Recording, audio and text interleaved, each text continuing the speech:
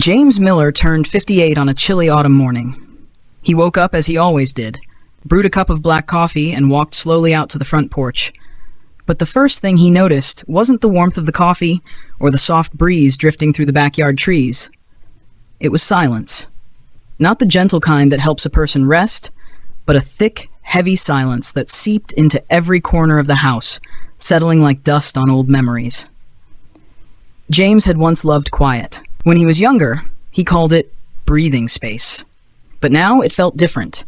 It was no longer a companion. It felt like someone was sitting beside him, whispering reminders of all the things time had taken, and testing how much more he could endure. He listened carefully. No footsteps from the kitchen. No warm voice from Sarah asking what he wanted for breakfast. No childish laughter running through the house like it once did. Everything was gone. Only the cold, steady ticking of the clock remained, counting the moments he had to face alone. The house itself hadn't changed. The photos were still on the shelf. Sarah's favorite blanket still lay across the sofa. But the feeling inside, that had changed completely. The rooms felt larger, colder, almost as if they were swallowing him whole. James took a deep breath, trying to find a bit of peace in the morning light.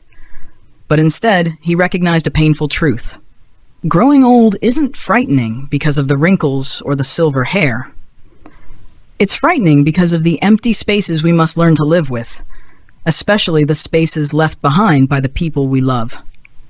When he closed his eyes, memories washed over him so vividly he could almost hear the sounds again.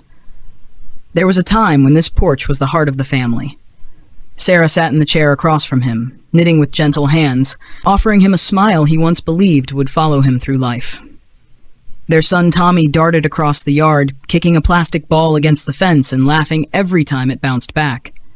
James remembered everything: the smell of Sarah's apple pies on weekends, the scent of freshly cut grass, the warm summer nights filled with crickets and wind. He remembered what it felt like to belong, to a family, to a home, to a world full of life. But when he opened his eyes, the porch was empty again. And he understood. Loneliness doesn't come only from the absence of people. It comes when the laughter that once filled your days survives only in memory. Time doesn't take everything at once. It happens slowly. First, Tommy left for college in another state. James and Sarah stood on the porch and waved until the car disappeared. They thought it was temporary. But life swept Tommy away. New job, new friends, new opportunities. The calls became fewer, visits even fewer. Then came Sarah's illness, sudden and merciless.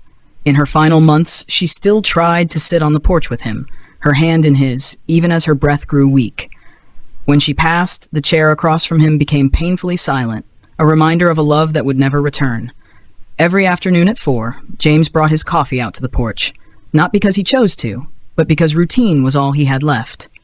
He watched the neighborhood move on without him. Kids biking down the street, couples walking hand in hand, neighbors waving as they passed. He could see it all, hear it all.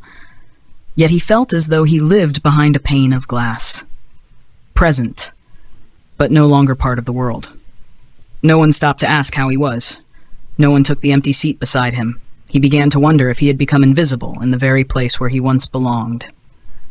Then one afternoon, James opened the door to pick up the newspaper. Beside it lay a small folded note, blown slightly by the wind. The handwriting was crooked, written in pencil. "Mr. Miller, I see you sitting alone every day.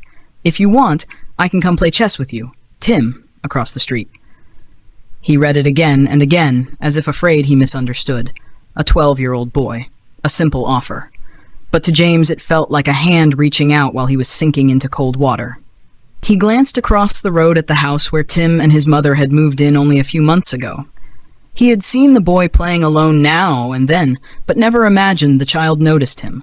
A quiet old man sitting on a porch each afternoon.